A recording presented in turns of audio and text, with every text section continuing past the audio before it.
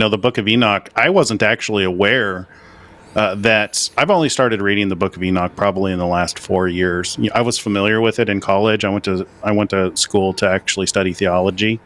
I was familiar with it, but that was kind of the taboo books. The apocryphal books are like, you got to master the basics before you get into that. And I'm really kicking myself for not getting into Enoch way sooner. But, it is what it is. But I wasn't aware that it actually mentioned that the world flipped. And that was actually going to be one of the questions I was going to ask you about is this pole shift, is it going to reverse the effects that happened after the flood, to where we noticed that the lifespan of people dramatically was reduced after the flood? Because before the flood you had people living to 1,000 years. After the flood, it dramatically dropped. And I've seen research from, I can't remember who it is, it's one of the Genesis study groups they've done studies with what was it, it's the barometric pressure tanks, where they adjust the atmosphere and the oxygen in order to simulate pre-flood conditions. And they found that they can extend like the lifespan of like insects, like a gnat or a fly. They can extend its life like 3 generations. Things like copperhead snake venom switches from being toxic to being healing when you look at it underneath a microscope. Before they put it in the chamber, it looks like spaghetti. Afterwards, it looks like a lattice, and it has healing properties. I'm wondering, just tying this back in together to the Revelation, where it talks about people wanting to die but they're not able to. I'm wondering if that's not talking about this pole shift having some kind of effect on people, to where healing is increased, health benefits, things like that, to where as the Creator puts things back to the way things were before the flood, setting up His kingdom. Have you ever heard of anything like that? Is there any validity to that kind of theory? I've certainly heard things like that. In my line of work, I hear many things. Whether the truth is among them is always initially unclear. I don't have any information that I could give on that one. I think it's interesting. I have been fascinated by the stories of how long people used to live. I think a lot of that might have to do with, changes in our DNA, if that's to come. I really don't believe that it's just random mutations here and there. I kind of see our DNA as a cosmic antenna, both transmitter and receiver, which would mean its orientation is a function of its electromagnetic and vibrational frequency environment. Yes. Which would mean it's going to transition to something else. I don't think that transition's going to be fun.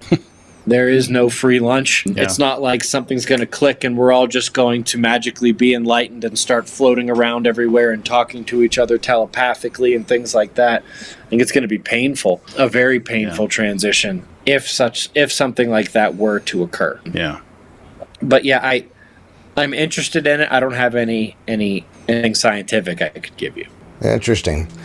Yeah, it's a fascinating time for sure.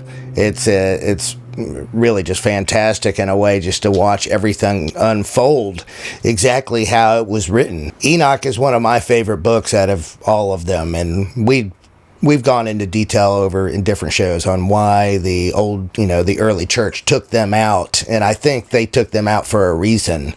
Because if you look into it in any great detail, the Book of Enoch was probably the most popular book out of all the religious texts from that time period. It was what everybody was familiar with in the early days of the church. So I speculate, why do you think the church would take the Book of Enoch out? What were they trying to hide? And it's interesting that they found the Dead Sea Scrolls in the same time period as many other things. Like they found them in 1947, and a year later, Israel was formed in a nation in 1948. That can't be by coincidence. That was also the year that the United States government discovered and classified the evidence that the Earth turns over. Project Nanook in the Arctic, led by Major White. This is interesting. They classified all of this information. But Major White saved documents from Project Nanook, saved documents from the Pentagon meetings to give to his son, Ken White, who then published the book World in Peril several decades later. And the goal was to keep this stuff secret and then several decades later publish it all. Essentially what they discovered, and the reason they went up, they were worried about Russia coming over the top.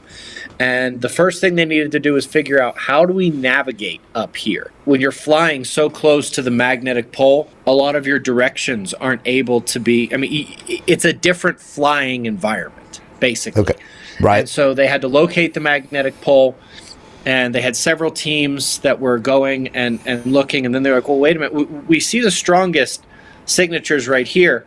Like 20 meters that way, there's remnant evidence, and then 60 meters that way, there's remnant evidence. And so they figured out the pole was moving, and so they started digging. And they found that, the top layer was full of polar fossils, but then the layer under that was tropical fossils, and then polar fossils and tropical fossils, and alternating back and forth. The only way you have that is if that region wasn't at the poles. It was at the equator before. Two other interesting things, and we can dive deeper into that. In that book, it is well documented that Admiral Byrd was up there and part of that research and part of that exploration. The same guy that went... Yeah. That's the time he claimed in his book he was in Antarctica. That's what I was getting ready to say. He wasn't in Antarctica doing any of that stuff. He was up in the North Pole. Confirmed, documented with Major White. And so one has to wonder if it was some sort of diversion, the book that he wrote. The other thing we have to think about is this actually tells us a little something about the mammoths as well. The mammoths that they've found close to the Arctic, the ones that were flash frozen with food undigested in their mouths and stomachs. Right. Mammoths needed to eat hundreds and hundreds of pounds of vegetation every single day. Not only should that strike you as a problem up in the Arctic, but don't forget, back then, we weren't in this interglacial warm period. Back then, we were in a glacial cycle, which means it was even colder. The snow and ice came down even further than it does now in terms of the polar region. There would have been no way for the mammoths to actually survive there. Maybe they had enough fur to beat the cold. There was no food. There's not enough food at those latitudes right now to support the mammoths. And we're in an interglacial warm period. When they froze, it was a glacial period. There was even less. And the only explanation is that area wasn't at the Arctic. It wasn't at the polar region. They were at much lower latitudes in a much more temperate climate. And then that area was thrust to the polar region as the world turned over. And so, that whole story with Major White and Project Nanook in the Arctic broke open so many hidden things. It tied so many things together. Even though technically he committed a very, very serious crime, we're very lucky that Major White kept all that information and gave it to his son. That book, World in Peril, is absolutely fantastic. And to this day, it's still classified. The government acknowledges Project Nanook existed, but they don't go beyond the whole, they were up there to, do war scenario and war planning and war preparation just in case Russia came over the top. They don't admit anything else that happened from there, but we have the documents in that book that Major White saved. We have the Pentagon documents as well, and the documents that the Rand Corporation, they've had their hand in stuff for decades and decades and decades. Yeah. Stuff from all three confirming, and the Rand Corporation actually did the math on how the Earth would actually tilt 90 degrees during these magnetic shifts on the planet. They actually made the model. It's really one of the most fascinating aspects of this entire discussion is that it's been about 80 years. The U.S. government has known that the world turns over and that it is intimately related to the magnetic pole shift, which of course is well underway here again right now. Yeah. Key puzzle pieces. Hey, thanks for watching this clip from the Two Witnesses Live. Visit us every day except for Friday and Saturday.